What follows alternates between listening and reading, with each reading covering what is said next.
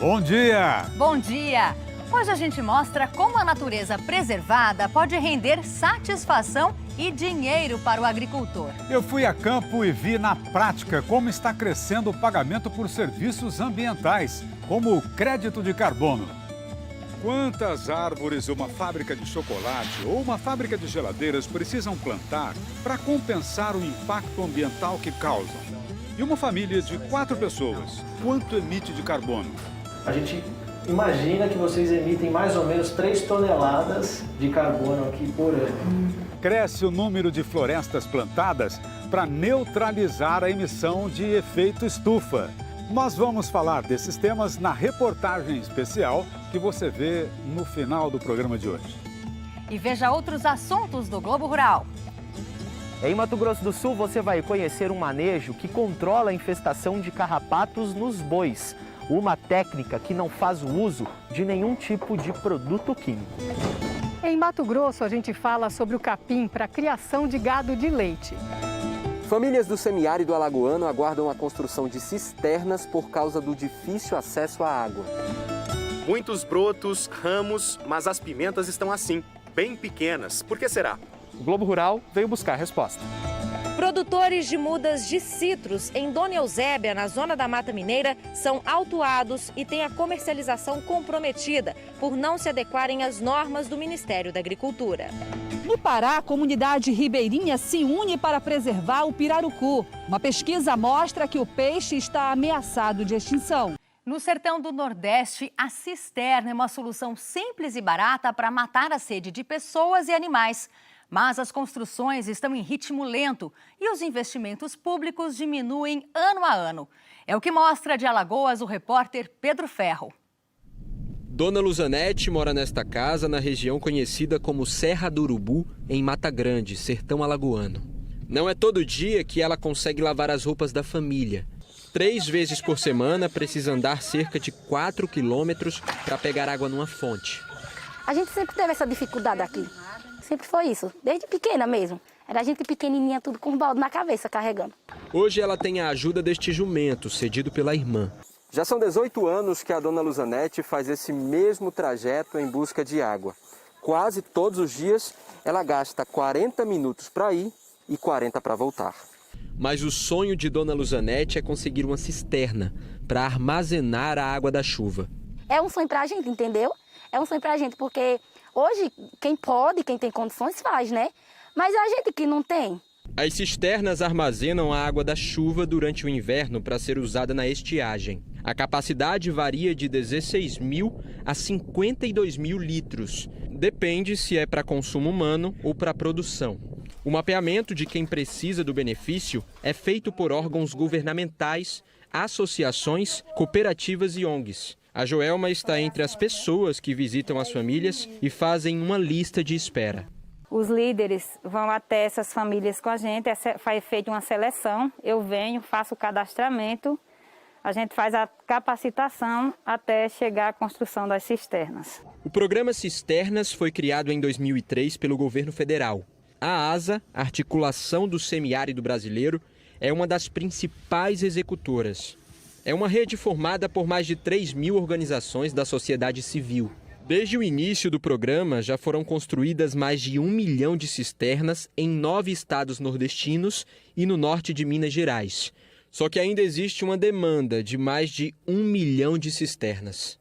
Mas o orçamento do programa vem diminuindo gradativamente desde 2013, quando foram investidos 816 milhões de reais. Para esse ano, foram destinados apenas 61 milhões. Quando você esvazia a fonte de financiamento público desse programa, você desarticula as pessoas, você desmobiliza as pessoas, as articulações comunitárias de associações se enfraquecem e acaba que exclui a população não só da água, propriamente dita, como de outros benefícios, inclusive alimento, né? Porque a convivência com o semiárido não se relaciona só à água, né? A água é utilizada para beber, mas também para a produção de alimentos, né? Recentemente, a vida de Dona Luciene mudou. Ela, que já teve que competir com carros de boi pegando água na única fonte disponível, finalmente conseguiu uma cisterna. Aí muitas vezes a gente ia e voltava com as vasilhas secas, porque quem já tinha ido primeiro já tinha pego, né?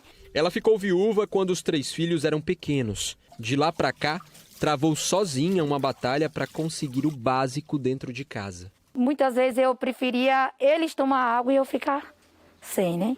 Para não deixar meus filhos com sede. E à noite que eu botava a cabeça no travesseiro e eu vinha chorar por conta disso. Hoje eu tenho um sentimento de felicidade por ter minha cisterna, né? O Ministério da Cidadania, que gerencia o projeto das cisternas, informou que a retração econômica causada pela pandemia do coronavírus provocou impactos no setor de construção civil. Os materiais usados nas obras chegaram a dobrar de preço e que está buscando recursos para financiar mais cisternas. E agora os preços do boi pelo país. Na sexta-feira, em Rolim de Moura, Rondônia, a arroba à vista foi negociada por R$ 280. Arapongas, Paraná, R$ 300. Sertãozinho, São Paulo, R$ 310. A média CPEA, com os preços do estado de São Paulo, fechou em R$ 311,20, uma queda na semana de 0,5%. Vamos a outras notícias. As exportações de frutas do Brasil estão batendo recorde este ano. Até novembro, o país embarcou mais de 1 milhão de toneladas de frutas. Com um bom desempenho, o país deve ultrapassar pela primeira vez a marca de US$ 1 bilhão arrecadados com a exportação de frutas.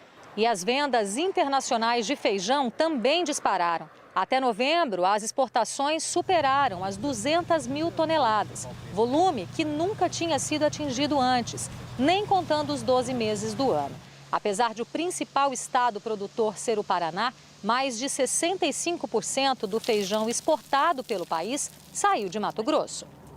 No Amazonas, as condições da BR-319 impactam diretamente no transporte da produção agropecuária.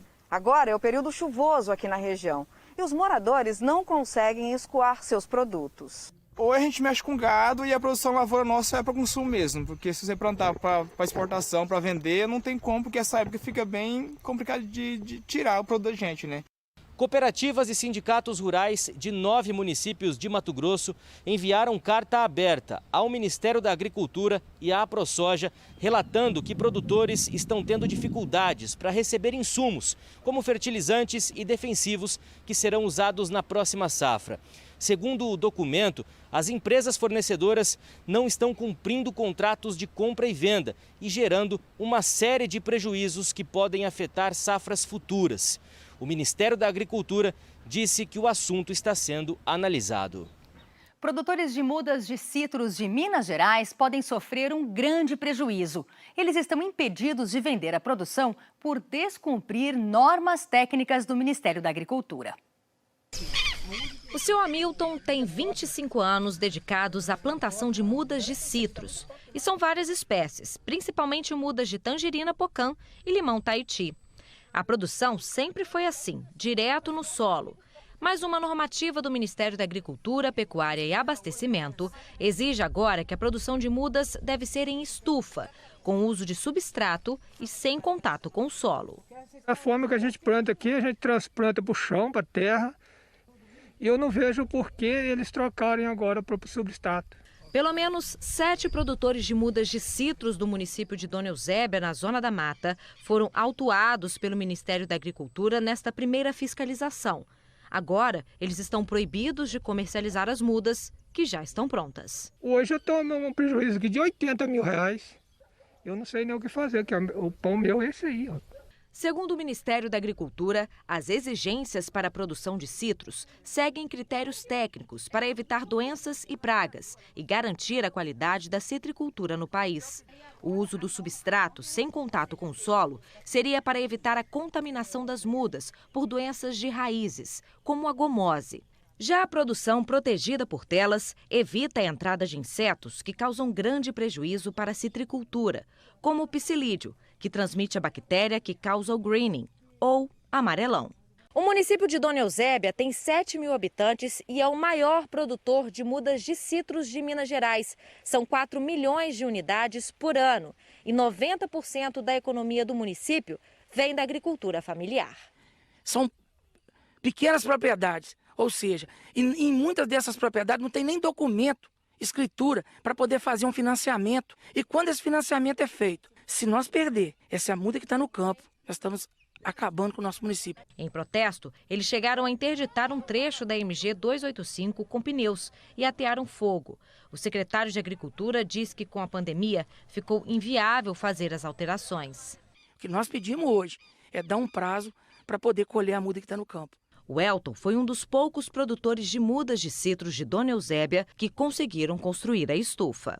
Agora também compra de fornecedores o substrato, que, segundo ele, encarece bastante a produção. A gente sabe trabalhar com muda, só que dentro da estufa as coisas mudam, como se fosse uma UTI. Não pode entrar de qualquer maneira. E fora os remédios, você não pode bater remédio de qualquer maneira, a aguação não é de qualquer maneira, então é completamente diferente. Para se adaptar ao modelo exigido pelo Ministério da Agricultura, Elcio fez um empréstimo de R$50 mil em 2019. Mas o dinheiro para pagar o investimento vem da produção de parte das mudas que ele ainda faz no solo. Agora, ele foi autuado e não pode comercializar. A gente está com a corda no pescoço e sem se saber o que fazer, porque nós dependemos dessa colheita para pagar o começo dessa estufa. Está sendo muito difícil, então nós precisamos de ajuda, né? Os agricultores recorreram da decisão e a proposta do Ministério é fazer um termo de ajustamento de conduta para ampliar o prazo de adequação. Mas não há previsão de quando isso vai ocorrer. E ainda hoje, uma reportagem que explica o manejo para o controle da infestação de carrapatos em bois. Você vai conhecer agora um jeito ecológico de combater um dos principais inimigos dos criadores de gado, o carrapato. O manejo dispensa o uso de produtos químicos e tem dado ótimos resultados. Veja na reportagem do José Pereira, em Mato Grosso do Sul.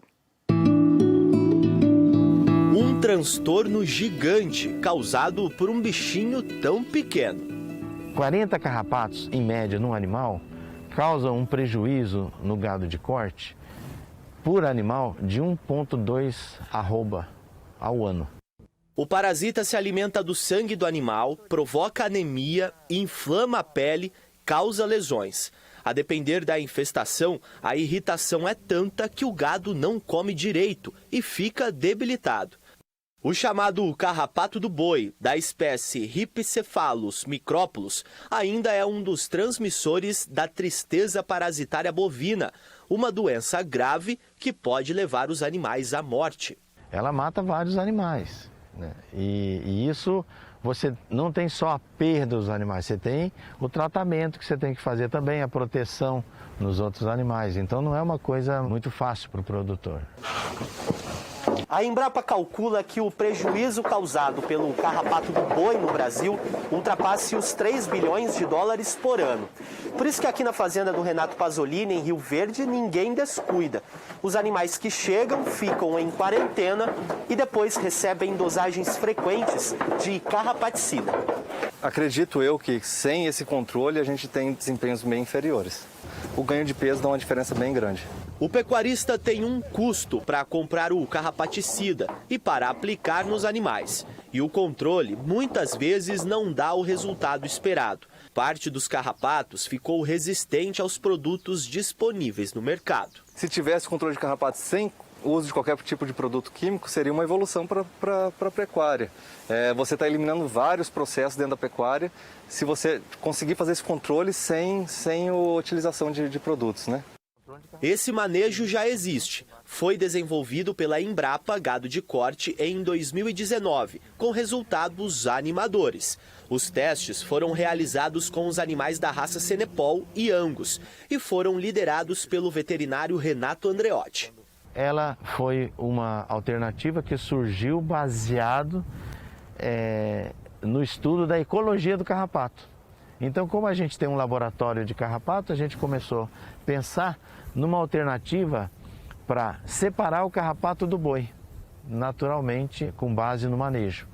A técnica ganhou o nome de Lonitic, que em português significa carrapato solitário. A ideia é deixar o parasita morrer sozinho no campo, sem hospedeiro, quebrar seu ciclo de vida. O carrapato chega no gado ainda na fase de larva. Ao se alimentar do sangue do animal, vira ninfa e depois adulto. Já grande e cheia de sangue, a fêmea se solta e cai no pasto. Deposita cerca de 3.000 ovos, que vão eclodir e virar larvas, que ficarão à espera do hospedeiro. No caso aqui, o bovino, para iniciar um novo ciclo. E é importante lembrar que 95% dos carrapatos estão em forma de larvas nas pastagens. De acordo com o pesquisador, sem hospedeiro, essas larvas morrem na pastagem em no máximo 84 dias. Com 60 dias, na verdade, morre a grande maioria, mas a gente com 84 dias, a gente tem uma segurança maior desse tempo. O que a Embrapa sugere, então? Uma divisão no pasto. Aqui, os pesquisadores dividiram uma área de 32 hectares em 4 partes. O rebanho de 40 animais passa 28 dias em cada piquete, de modo que quando retorna ao primeiro, depois de 84 dias, encontra uma pastagem praticamente livre de larvas. E cada pasto que a gente passa, desses 4 pastos, ele faz a mesma sistemática. Ele separa o carrapato e depois fica com vazio. Separa o carrapato e fica com vazio. E assim a gente sempre vai ter o pasto com uma baixa infestação de carrapato. Geralmente, um boi da raça Senepol tem cerca de 350 carrapatos. Um exemplar da raça Angus, que é mais suscetível ao parasita, pode ter até 600. Com esse manejo desenvolvido pela Embrapa, a média de carrapatos em cada um desses animais caiu para 10. É um manejo que funciona bem, né? E que mostra que o produtor tem opções para controlar o carrapato. Então isso é muito interessante para o bolso do produtor, né? Um animal saudável, de qualidade e que vai fornecer para o mercado um produto seguro. Esse tipo de manejo também funciona em criações de gado de leite. E olha só, para quem quiser mais informações, a Embrapa tem essa publicação aqui. Ela está disponível para você baixar lá no nosso site, g1.com.br/Globo Rural. É de graça. E vamos tirar as dúvidas que você envia para a gente. A primeira de hoje vem do Amazonas. O seu Raimundo Mendes, de Pauini, mandou um vídeo curioso. Ele arrancou uma batata doce gigante no quintal de casa e quer saber por que ela cresceu tanto. Para arrancar ela do solo foi necessário quebrar aqui, tá aqui o pedaço dela, e dessa outra ponta tá aqui o pedaço. Aqui está o peso dela, 58 quilos. Olha, seu Raimundo, o nosso consultor, o agrônomo Shukichi Kurosawa, explica que a batata doce, que não é colhida na época certa, continua crescendo dentro da terra. Isso é normal, viu? A batatona não tem valor comercial, mas pode ser consumida. O problema é que essa raiz enorme costuma ser mais fibrosa e menos nutritiva. E daqui a pouquinho, as pimentas estão bem pequenas. Por que isso acontece? Os melhores capins para as vacas leiteiras. E no Pará, a pesca sustentável do pirarucu, o peixe gigante da Amazônia. Agora vamos para as respostas de outras perguntas. O Maurício Dias, de Jacarezinho, no Paraná, mandou essa foto da pimenteira dele. Olha só, ele quer saber por que ela dá muitos brotos e frutos bem pequenos. O repórter Pedro Málaga foi atrás de uma explicação. Oi, Maurício, tudo bem por aí? Bom dia. Nessa estufa do campus de Araras, da Universidade Federal de São Carlos, tem pimenta para tudo quanto é gosto. Mais docinha, mais ardida, são cerca de 200 variedades. E olha, tem uma planta que deu brotos, ramos, folhas, tudo no momento certo. E, por consequência, frutos bonitos e grandes. Já essa outra, que é de uma espécie diferente, está na mesma situação que a sua. Muitos brotos e frutos bem menores. O agrônomo e professor Fernando Sala, que coordena essa estufa que serve de laboratório para os alunos aqui da universidade, vai explicar para a gente, né, professor, por que essa diferença entre uma planta e outra. Pedro, aqui nós temos duas espécies de pimenta diferentes, né? Mas o que a gente consegue observar, pelo descritivo do Maurício, ele está deixando as brotações laterais no caule da planta da pimenta crescer. E isso que está ocasionando a redução do tamanho do fruto. Isso significa então que nem sempre quantidade é qualidade, porque aqui tem bastante fruto. Tem bastante fruto. Na realidade, quanto mais brotações a planta tiver, mais produtiva é a planta, mais frutos vai dar. Contudo, sempre ficará frutos pequenos. E por que esses frutos ficaram pequenos? O fato da planta ter uma maior quantidade de ramos faz com que ela tenha uma competição entre os frutos, ou seja, ela produz mais fruto e ela exige aí mais nutrientes, né, para dividir nesses frutos produzidos. Os frutos até podem ser aceitos no mercado, mas o professor não recomenda deixar a planta com tantas brotações. Quando deixamos as brotações laterais, dificulta o manejo da planta. Pode acarretar aí na dificuldade de tratos culturais, de controle de pragas e doenças. E aí, nesse caso, o que ele tem que fazer? Não tem o que fazer, ou seja, se ele for fazer a desbrota nesse estágio muito tarde, ele ocorre o risco de quebrar a planta, de fazer entrar pragas e doenças, ou seja, ele acaba prejudicando ainda mais. Eu recomendo ele que, ao fazer um novo plantio, aproximadamente 15 a 20 dias o transplante, ele tem que fazer a desbrota, que consiste na retirada desses brotos. Não pode retirar as folhas, apenas o broto. Ele deve de fazer isso quando esses brotos estão com aproximadamente aí até 1 a 2 centímetros. E atenção para a hora de parar.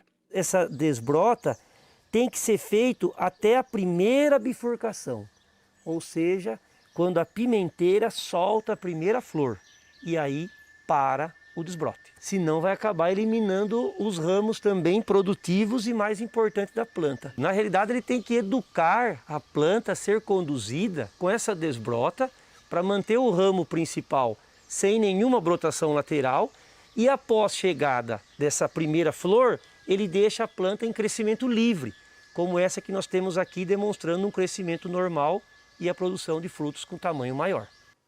Esse manejo é importante para todo tipo de pimenteira, inclusive o do pimentão.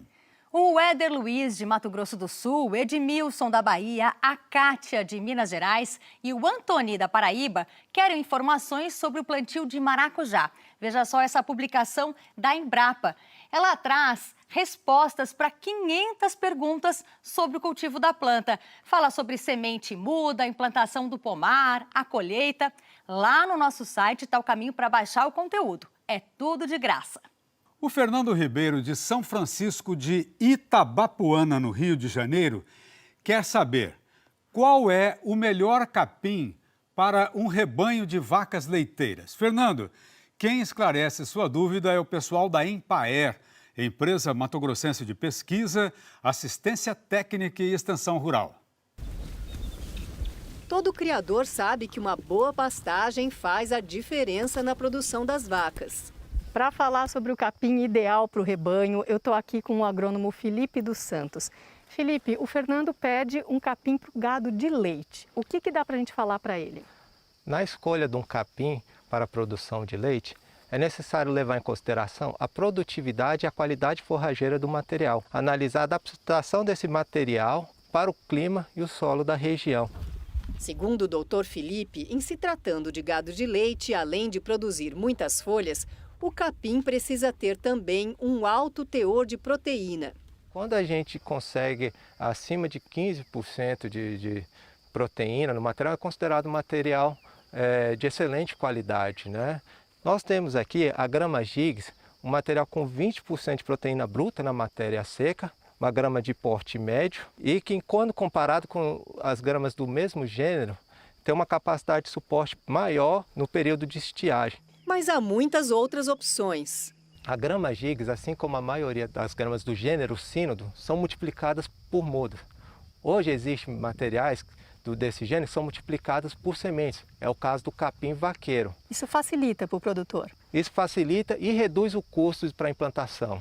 Agora, não deixe de levar em conta que todos os capins desse gênero são exigentes, demandam mais adubação e correção do solo com calcário.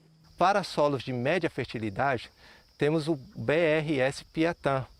É uma braquiária com boa produção de matéria seca e com boa produção de folhas, que é multiplicado por sementes também, mas consegue-se colocar menos animais por área do que as gramas do gênero Cynodon. Né? Por exemplo, um capim gigs bem manejado aguenta quantos animais em cima? Se for girolando, por exemplo. Há relatos de 10, 12 animais por hectare. O capim-piatã, geralmente a capacidade de suporte dele na época das águas vai variar de 5 a 6 unidades animais por hectare. Já viu que escolher o capim ideal não é tão simples quanto parece, né? São vários os fatores que devem ser levados em conta. Mas aí vai outra dica: plante sempre mais de um. É recomendado a diversificação de espécies forrageiras dentro da propriedade. Dessa forma, deve-se ter ao menos 3 materiais na propriedade, né? Tendo em vista que uma pode suprir a deficiência de outras. De qualquer forma, é recomendado consultar um técnico para ajudar a escolher o melhor material para aquelas condições da propriedade. Outros capins muito usados na criação de gado de leite são o Tifton 85 e o Coast Cross. Eles são do mesmo gênero dos gigs, citado na reportagem. E várias pessoas escreveram para a gente comentando o programa da semana passada. A Gerda Willis, de São Paulo, mandou parabéns ao Globo Rural, muito obrigado, pela reportagem sobre a caatinga. É trabalho de formiga, mas é alentador saber que está sendo feito. Bacana. O Antônio Milete Júnior, do Distrito Federal, mandou o seguinte recado: parabéns pelo novo horário que diversifica as matérias apresentadas, mostrando as mais diversas áreas de produção do agronegócio. Lembrando que agora a gente começa mais cedo, às 8 da manhã, hein? Já o Leandro de Carlópolis, no Paraná, disse que ficou com uma dúvida quando viu a reportagem sobre Bardoto. Ele diz: tenho um burro e acho que ele é Bardoto, é manso e não tem as orelhas muito grandes, é bonito, o nome dele é Tibagi. O Leandro até mandou fotos do Tibagi, olha só. Bom, Leandro, nós mostramos as imagens do Tibagi para os veterinários Felipe Santos e João Batista, especialistas em cavalos e moares. Os dois disseram que, para ter certeza, só fazendo o teste de DNA. Mas pelas fotos, pode mesmo ser Bardoto e não um burro. Obrigada, gente, pelas mensagens. E você também pode mandar sua dúvida, sugestão ou crítica para o Globo Rural. O nosso WhatsApp é esse aqui, anote aí: 11 98895 5505. Você pode enviar mensagem de texto, fotos e vídeos. Só não vale áudio, tá bom? Não esqueça de mandar o seu nome completo e também o do seu município. E vamos ver mais notícias da semana no campo. As exportações de frango cresceram no mês de novembro. Foram mais de 4 milhões de toneladas destinadas para o mercado internacional. Volume 4,5% maior que o do mesmo período de 2020. No caso dos suínos, houve queda no mês, 9,4%. Apesar disso, os embarques de carne suína acumulados entre janeiro e novembro já superaram todo o volume exportado nos 12 meses de 2020. A Conab divulgou nova estimativa de safra. O Brasil deve colher 291 milhões de toneladas de grãos no próximo ano. Volume pouco superior ao levantamento anterior e 15% maior do que a safra passada. No Espírito Santo, a colheita de mamão este ano deve ser 30% menor do que em 2020. O principal motivo foi a redução na área de produção, por causa da dificuldade de renovar as plantações, já que as sementes vêm da China e o país não conseguiu atender a demanda. Com isso, os preços dispararam. O quilo da fruta está custando até 4 vezes mais que no mesmo período do ano passado. No Maranhão, os agricultores já concluíram o plantio da soja. Nesse ciclo, estão sendo cultivados 1 milhão de hectares, um crescimento de 3%. Com isso, o estado deve produzir mais de 3 milhões e 200 mil toneladas do grão, 5% a mais que na safra passada. Ribeirinhos do Pará estão se unindo para fazer a pesca sustentável de um dos maiores peixes do mundo. Em várias comunidades, o pirarucu está desaparecendo. A repórter Daniele Gamboa visitou a região de Santarém. A nossa viagem é de barco até a comunidade de Pixuna do Tapará, Rio Amazonas. Depois de 1 hora, chegamos neste ponto, por onde seguimos numa pequena caminhada na várzea, até o lago onde os pirarucus são protegidos por uma comunidade de 56 pescadores. Seu Cledinei mora aqui e pesca pirarucu desde criança. Ele trouxe o sobrinho para ensinar o que aprendeu com os pais. A gente vai ensinando já desde pequeno. O pirarucu é o maior peixe de escama de água doce do mundo. O nome é de origem indígena. Pira, que quer dizer peixe, e urucum, vermelho, por causa da cor avermelhada da cauda. Ele pode pesar até 250 quilos. A espécie está ameaçada de extinção. É o que mostra a pesquisa do professor da Universidade Federal do Oeste do Pará, Davi McGrath. Das 81 comunidades que participaram do estudo, 15 nem têm mais o pirarucu. Não há uma fiscalização, grande parte da safra de pirarucu é ilegal, ou porque é abaixo do tamanho mínimo, ou porque foi pescado numa época fechada, ou as duas coisas. Por isso, esses ribeirinhos se juntaram para proteger a espécie da pesca ilegal e garantir a retirada do peixe de forma segura para o alimento e o sustento das famílias. Hoje nós temos muitas parcerias que ajudam muito a questão do nosso trabalho da preservação do meio ambiente na questão do manejo. O peixe é tão disputado que há alguns anos invasores vieram aqui só para roubar. Desde então, os pescadores criaram essa torre de vigia. Assim, eles ficam sempre de olho. Além do lago vigiado, outra solução encontrada para preservar o pirarucu foi a pesca coletiva. Geralmente é no mês de junho, mas neste ano atrasou por causa da pandemia do coronavírus. A pesca coletiva acontece uma vez ao ano. Em média, eles levam de 3 a 4 dias para capturar 1 tonelada de pescado, que equivale a cerca de 30 unidades de pirarucu. Para fisgar o pirarucu, é preciso conhecer algumas técnicas que o seu Sebastião já sabe de cor. Ele usa a rede para cercar o peixe e, com o remo, faz esse barulho. Ele vem ao redor, ao lado da rede, procurando uma brecha para sair. Então, por isso que a gente fica batendo na água, que é para ele ver se ele se sente mais preso e para cair com mais facilidade, né? Tem que ter paciência, para senão não captura ele. Quando o peixe cai na rede, quem está na canoa corre para pegá-lo. Mas não é tão fácil assim. Afinal, o pirarucu é muito pesado para colocar no barco. E eles já sabem, se um peixe pequeno cair na rede, é logo devolvido para o lago. Ainda não é tempo de pescá-lo. Hoje, os pescadores ultrapassaram a meta de 1 tonelada de pirarucu. O quilo é comercializado a R$19. A produção foi toda vendida para um distribuidor de Santarém. O esforço da comunidade está ganhando visibilidade e a Secretaria de Turismo pensa em um projeto para levar visitantes e aquecer a economia local. Nós viemos com um primeiro grupo de visitantes e parece que o passeio foi aprovado. Você vê que é uma pesca sustentável, é uma pesca que traz muita oportunidade para a comunidade, né? E você vê que a comunidade em si respeita muito o ambiente, e eles têm isso como uma principal fonte de renda deles, né? E é uma coisa linda de ver. E daqui a pouco a gente fala de sustentabilidade no campo. O que é exatamente o crédito de carbono? Quanto vale uma floresta em pé? O agricultor pode ganhar dinheiro com isso? É já já. O aumento das queimadas e do desmatamento está formando uma imagem ruim do Brasil no exterior. Mas aqui também existem ótimos trabalhos para preservar a natureza e reduzir a emissão de gases que provocam o aquecimento global. É o que o Nelson vai mostrar para a gente. Cris, muita gente fica confusa quando se fala em sequestro de carbono, carbono zero, créditos de carbono. Nós vamos tentar explicar isso tudo. Repertório. Empédocles, 500 anos antes de Cristo, dizia que 4 elementos formam o mundo: terra, água, fogo e ar. Hoje, a ciência já descobriu 118 elementos constituintes. O carbono, cujo símbolo é um C maiúsculo, é dos mais versáteis.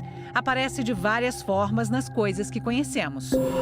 Repita comigo: eu sou carbono, tu és carbono, ele é carbono. Todos somos carbono. Fica esquisito falar assim, né? Mas o carbono está presente em todas as formas de vida na Terra. Em estado puro, ele nos dá, por exemplo, o grafite, que está na ponta do lápis, nos dá o diamante. E você sabe onde se localiza o maior estoque de carbono do mundo? Não é no refrigerante, nos oceanos. Em segundo lugar, vem os solos. E em terceiro, a atmosfera, que é de onde a árvore retira o CO2 e forma florestas como esta aqui de Botucatu, no interior de São Paulo. Aqui fica um dos campos da Unesp, a Universidade Estadual Paulista.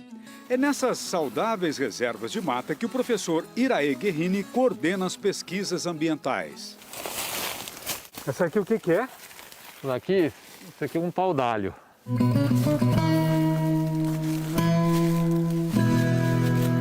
Como é que você sabe quanto de carbono tem numa floresta?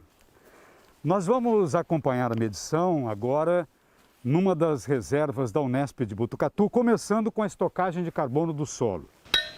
Serão coletadas mais de 300 amostras.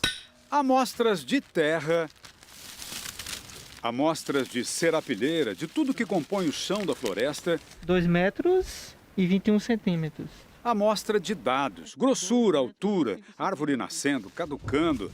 A equipe faz a contagem de tudo. Ele nunca tinha feito esse levantamento em termos de carbono nas nossas florestas aqui da Unesp, né? Na atmosfera, cada molécula de carbono está grudada a 2 moléculas de oxigênio. É o CO2, com o qual a árvore faz a fotossíntese para se alimentar. No crescimento, o oxigênio é liberado e o carbono acrescido na madeira, onde fica estocado. Nos termos ambientais, esse processo é chamado de sequestro de carbono. As árvores mais preservadas, maiores, são aquelas que contribuem mais com o carbono. Numa peroba tombada pelo vento um ano atrás, o professor Iraê estima o acumulado. A árvore de 25 metros de altura tinha perto de 10 metros cúbicos de volume, o que dava 8 toneladas de madeira.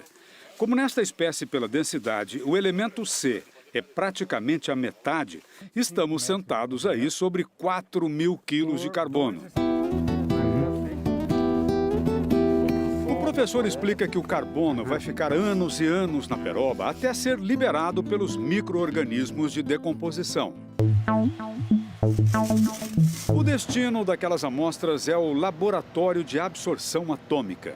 Aqui, um equipamento poderoso de combustão a seco a 900 graus centígrados transforma o solo, os detritos, em gases, identifica e quantifica cada parcela. Esses resultados surpreenderam assim, a gente, né? A avaliação chegou ao admirável número de 900 toneladas de carbono por hectare. Mais importante, porém, foi o avanço de metodologia. A recomendação internacional é para medir a camada de 0 a 30 centímetros do solo. Aqui, cavaram até 1 metro de profundidade e olha o que descobriram. A gente percebeu que a quantidade de carbono que tem de 30 a 100 é a mesma quantidade equivalente a 0,30. Então, praticamente dobra a quantidade de carbono. Isso significa que as áreas preservadas podem valer mais quando são disponibilizadas no chamado mercado de carbono.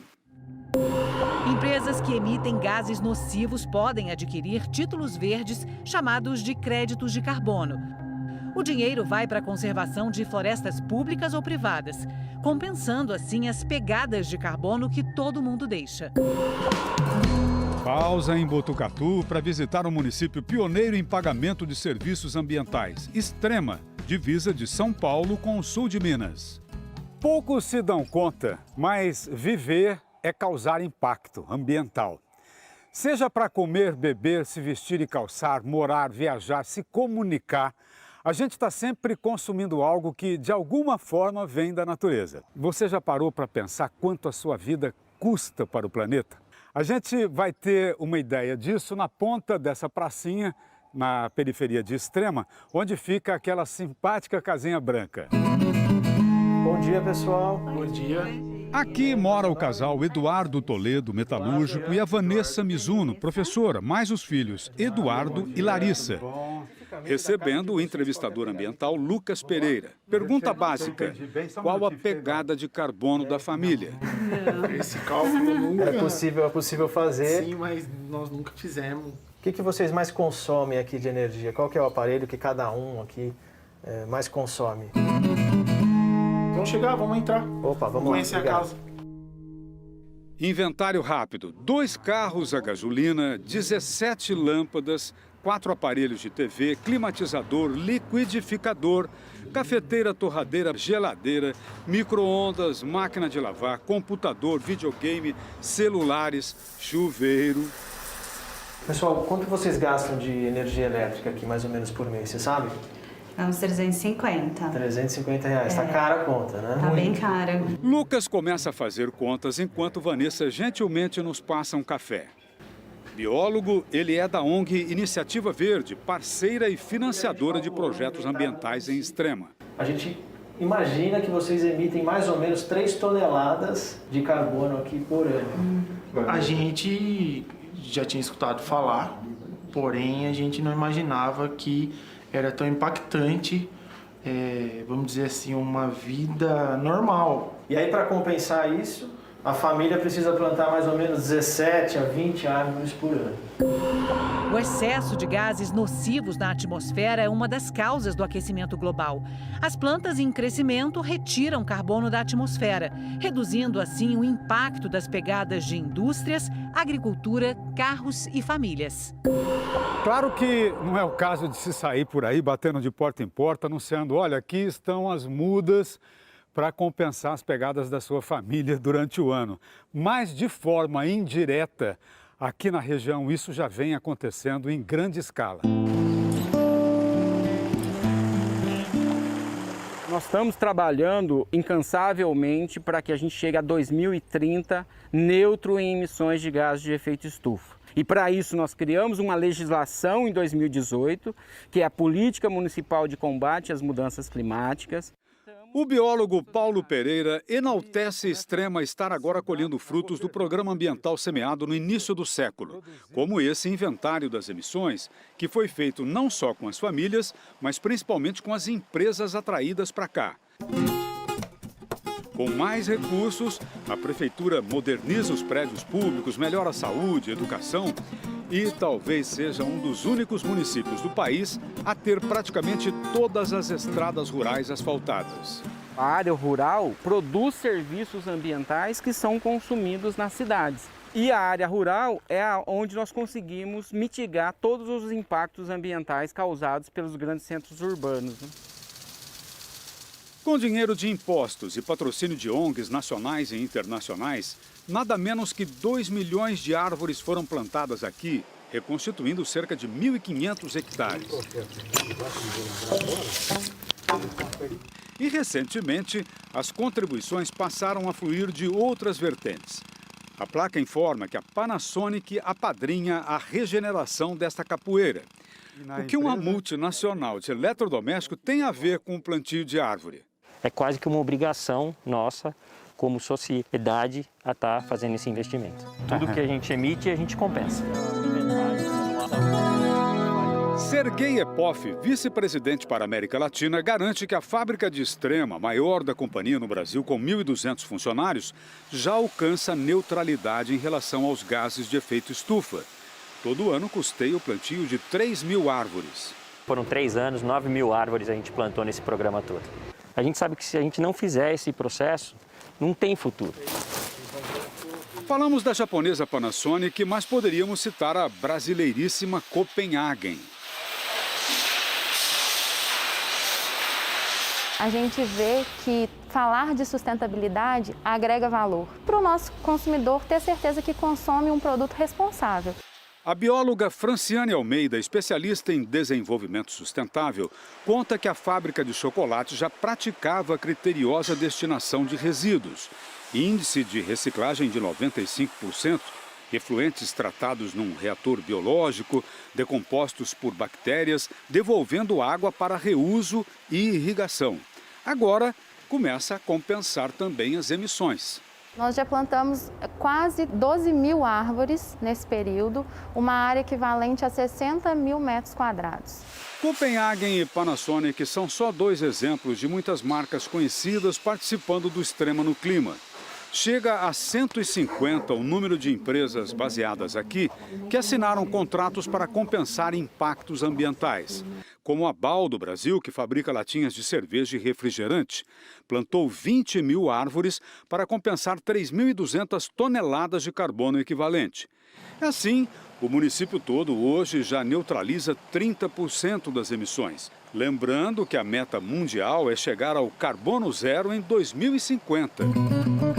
Então nós vamos fazer isso paulatinamente para chegar a 2030 com emissão zero do município.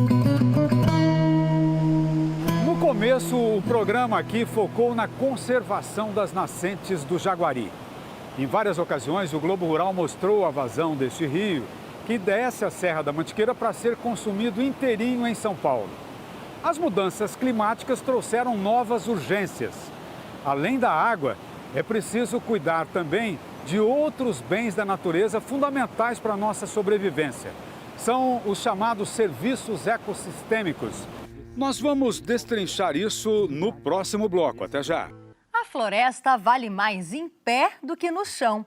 Essa ideia, quando começou a circular 30 anos atrás, parecia fantasia.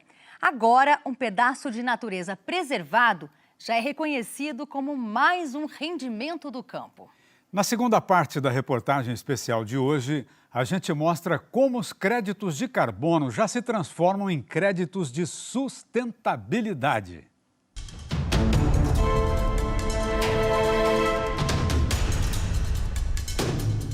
A ciência adverte: se não houver redução do aquecimento global, os desastres naturais vão piorar. Repertório. A Terra seria gelada, não fosse o escudo de gases que nos protege, como o vidro de uma estufa. Ela segura o calor do raio de sol refletido. As emissões das atividades humanas, especialmente o carbono, engrossaram essa camada, deixando o mundo cada vez mais quente. A estufa pode virar um forno. Talvez você não saiba, mas a Terra, como o organismo vivo que é, respira igual a gente. Inspira oxigênio, expira gás carbônico. Esse aparelho, um analisador de gás com técnica infravermelha, mede quanto que a Terra exala de CO2. Ele tem sensores para medir a temperatura e a umidade do solo e uma câmara blindada para capturar e aferir a liberação de gases. É instrumento de pesquisa do agrônomo e professor Carlos Cruciol, que estuda emissões da agricultura na Unesp de Botucatu. Vai ter épocas do ano que emite um pouco mais, tem uma época do ano que sequestra mais. O professor Cruciol compara o cultivo convencional com o plantio direto. O plantio direto é uma revolucionária prática conservacionista 3 em 1. Faz associação e rotação de culturas, não revira a terra e mantém o chão sempre coberto com a palhada da cultura anterior, fazendo sobre ela a linha das novas semeaduras. Entre as dezenas de benefícios do plantio direto está a redução das emissões. O professor Cruciol nos mostra aqui o plantio em 2 áreas distintas, solo coberto e solo exposto. No experimento de plantio direto, a temperatura é mais amena, a umidade maior e a liberação de carbono 40% menor do que no plantio convencional. O balanço entre emissão e sequestro, ele é positivo. Nós estamos sequestrando mais do que emitindo. As avaliações dos 2 últimos anos. Isso é muito interessante. Eu estou agora aqui em companhia do agrônomo João Bossolani, que vem há 4 anos dedicando o doutorado dele ao assunto. Numa área experimental de plantio da Unesp de Botucatu, a equipe de produção vegetal abriu uma trincheira. Tem 2 metros de profundidade. É um jeito clássico de se pesquisar o perfil do solo em profundidade. João, o que nos diz essa vitrine aqui? Essa daqui é uma forma prática que a gente tem de mostrar o potencial que forrageiras tropicais têm de segurar o carbono atmosférico dentro do solo. Nessa camada nós conseguimos ver 3 camadas de aporte de carbono. O primeiro deles é a braquiária em si. Tempo para esclarecer que neste sistema a planta companheira é o capim braquiária, que absorve muito carbono, formando um colchão de folhas verdes. Rente à superfície a segunda camada, de palha, sobra das lavouras. A terceira, o solo adentro, onde a raiz da braquiária vara profundezas, deixando o caminho aberto para as raízes das culturas e alimentando as multidões invisíveis de micróbios que vivem embaixo da terra. Isso faz com que as raízes atinjam recursos que antes elas não conseguiam. Normalmente estamos acostumados a ver o que tem para cima do solo, mas embaixo do solo nós temos praticamente o mesmo potencial. Como acontece nas florestas, é uma vida pulsante, fazendo com que mais carbono fique no subsolo do que devolvido para a atmosfera. O nosso agricultor está caminhando para esses sistemas mais conservacionistas. Nessa situação, eu tenho uma agricultura muito mais sustentável, sequestrando mais carbono.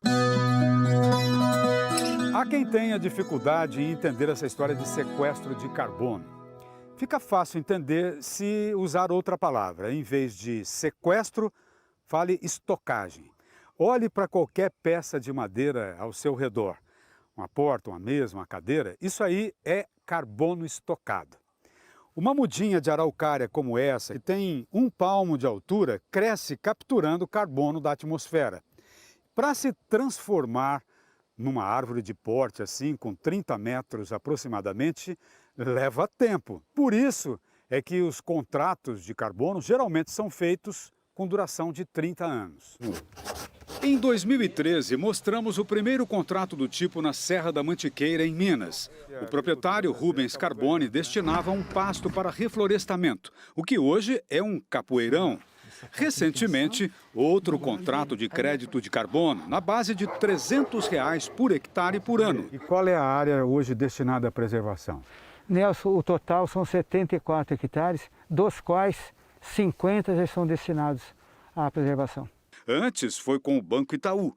Agora, o principal patrocinador é o Mercado Livre, num projeto ambicioso, informa Gilberto Tiepolo, diretor da ONG TNC, The Nature Conservancy, pilar do programa aqui. Nós queremos 2.000 hectares desse projeto no município de Extrema e nós queremos 1,5 milhão de hectares dentro da Mantiqueira. Essa é a nossa missão. O mercado de carbono foi recebido com boas-vindas, mas acabou se degenerando.